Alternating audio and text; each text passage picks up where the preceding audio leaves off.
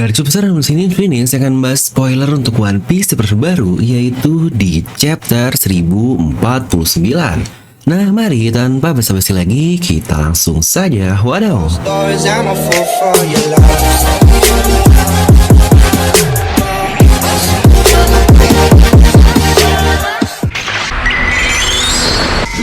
Seperti biasa, sebelum lanjut video ini jangan lupa untuk subscribe dan juga nyalakan bel notifikasinya ya, karena kalian tidak akan tertinggal yang bersih menarik seputar One Piece hanya di channel Devil Nomi. Pastikan sebelum kalian komen atau cuma baca judul doang, kalian tonton video sampai habis, jadi tidak ada informasi yang miss dan juga yang setengah-setengah.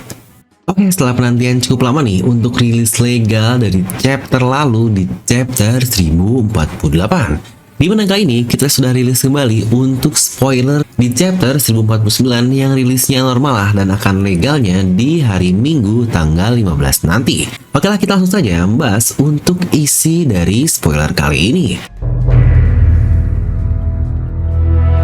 Dimana spoiler 1049 akan berjudul Dunia yang Seharusnya Kita Idamkan. Ya, dari judulnya ini sudah menjadi judul yang pastinya akan berisi hal-hal dramatis dan romance di dalamnya. Ya, bukan romance dalam artian romantis yang benar-benar romantis ya, tapi romance yang seperti romance tahun lalu. Dan dimana cover story kali ini dikatakan ada seseorang yang membakar buku dari Niji dan Yonji. Wah, ini sebenarnya adalah hal yang cukup menarik, karena coba jika kalian ingat lagi, mereka awalnya kan dari kota coklat lalu dimasukkan ke buku Mondiorn, lalu dibawa oleh Oven ke Whole Cake Island melalui jalur dari kaca atau dari Mirror World. Dimana di Whole Cake Island mereka ingin diteliti oleh anak-anak dari Big Mom yang lain. Yang terakhir kita lihat juga dia sedang dibawa ke ruangan riset untuk benar-benar akan diteliti. Tapi kok malah ya ada yang membakar bukunya di area riset dari Big Mom tersebut?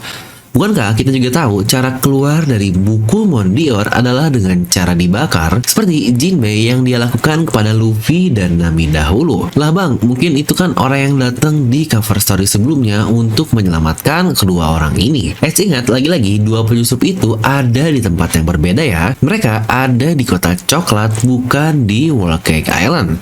Dan dari kata-kata di chapter 1048 lalu, Brule hanya menganggap saja, ingat hanya jika dua orang tersebut yang datang adalah Ichiji dan Reiju, tapi mereka tidak mengetahui faktanya siapa yang benar-benar datang. Wah, ini sih berarti belum tahu nih siapa orang yang menginvasi ke negeri Big Mom, yang berarti teori-teori yang lain pun masih cukup make sense, dimana ada yang bilang Crocodile, CP0, atau juga bajak laut Kurohige. Karena ini sudah clear sekali orang di chapter 1048 kemarin di kota coklat, dan sekarang di 1049 adalah orang yang berbeda karena di lokasi yang berbeda juga. Nah, lanjut kita masuk ke isi chapter, dimana awal chapter langsung menjelaskan sedikit flashback dari Kaido.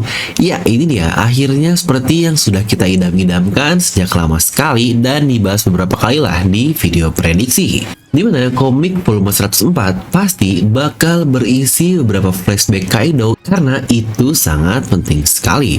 Nah, dimana dikatakan juga kita melihat masa kecil Kaido, dia berasal dari kerajaan Vodka. Wow, ini dia namanya bahkan Vodka Kingdom loh, bukan village, yang berarti Kaido dulunya tinggal di sebuah kerajaan sama seperti Sabo.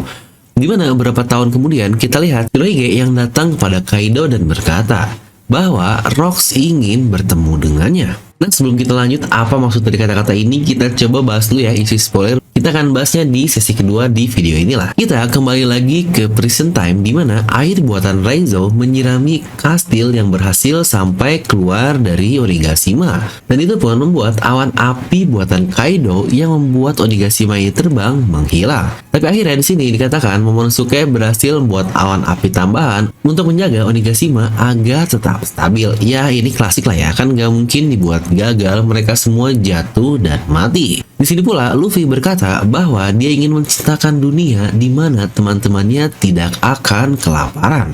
Apa mungkin itu impian Luffy kecil dahulu dan Roger juga ya? Yang kita baru lihat di One Piece episode 1015 lalu. Dan situ Luffy pun akhirnya menonjok Kaido dan buatnya terjatuh ke tanah dari ibu kota bunga. Nah, perlu diingat lagi karena Onigashima ini bergeser, jadi tunjukkan Luffy membuat Kaido terjatuh ke daratan Wano dan tidak ke Onigashima.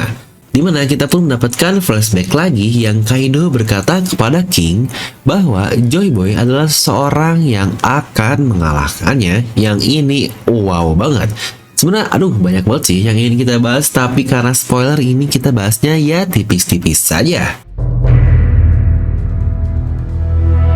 Pertama, dari spoiler ini, mungkin yang belum jelas adalah apakah Kaido sudah kalah atau belum, karena dia hanya dikatakan jatuh ke daratan ibu kota saja, tapi toh sebelumnya dia juga jatuh dari ketinggian 10.000 meter masih sehat-sehat saja.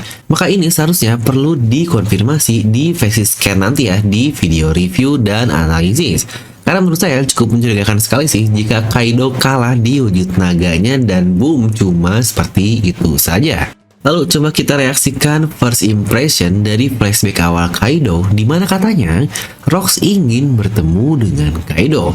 Wah, ini sih dikatakan masih di kampung halamannya juga loh, yaitu di Vodka Kingdom.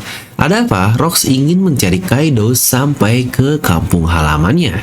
Sejujurnya kita juga pasti akan melihat bagaimana wujud dari Rox di flashback dari Kaido. Dan Kaido sendiri dia tahu terkait akan adanya Joy Boy dan orang tersebut malah sangat signifikan dengan dirinya sendiri.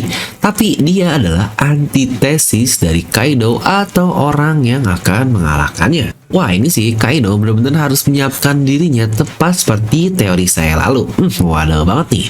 Dimana saya bilang Kaido sebagai sosok yang ingin menjadi Joy Boy dulunya, dia tahu kalau Joy Boy adalah orang yang nantinya akan mengalahkan dirinya. Jadi sebenarnya impian dari Kaido adalah dengan mencari seseorang yang bisa mengalahkannya. Bukankah itu sesuatu yang sangat ironis sekali? Dan itulah kenapa saya bilang jika Kaido sebenarnya tidak murni villain, karena dia juga berperan atas kemunculan Joy Boy dan dia juga berperan untuk mengubah dunia ini. Nah, sebenarnya masih banyak sih yang muncul di pikiran, tapi nanti sajalah kita bahas di review atau analisis biar lebih enak. Dimana pasti alasan Rox mencari Kaido karena dia tahu Kaido akan menjadi kunci kedatangan Joy Boy. Toh apakah kalian tahu juga nama Kaido dalam bahasa Jepang berarti Joy Boy. Tapi dalam artian dia diberi nama Kaido agar dia bisa menjadi Joy Boy ya, bukan dia benar-benar Joy Boy secara literal. Dan ternyata dialah orang yang akan menyeleksi para Joy Boy yang lagi-lagi ini sangat luar biasa sekali. Dan itulah untuk spoiler kali ini, dimana minggu depan kita libur ya, seperti yang sudah saya katakan lalu, karena itu sudah jatah dari Oda. Ketika 3 chapter rilis, Oda akan libur 1 chapter. Yang kita juga tahu libur minggu lalu itu Golden Week, bukan dari Odanya. Dan lagi-lagi libur ini sebenarnya bisa membuat kita berasumsi sangat banyak sekali. Jangan-jangan next chapter akhirnya Oda akan memunculkan karakter Rox ini pertama kali tanpa siluet. Karena ingat angka chapternya 1050 yang notabene angka yang sangat baik. Nah, jadi kira-kira gimana nih menurut kalian terkait flashback dari Kaido ini? Kalian bisa langsung tuliskan pendapat kalian di kolom komentar di bawah. Tapi sebelum itu nih, setelah libur lebaran kemarin pasti udah pada dapat THR dong, dan kami dari DNM Merchandise mengeluarkan satu desain super eksklusif yang cuma tersedia 7 pieces saja. Ya benar, only 7 pieces doang untuk karakter Worst Generation kita yang tergabung juga ke si Chibukai alias ya 7 Bukai atau 7 Bukai, yaitu Trafalgar di Waterloo. Dimana ini adalah desain eksklusif, bukan sablon-sablonan, tapi kami menggunakan bordir dengan tipe strip layer hitam seperti yang bisa kalian lihat.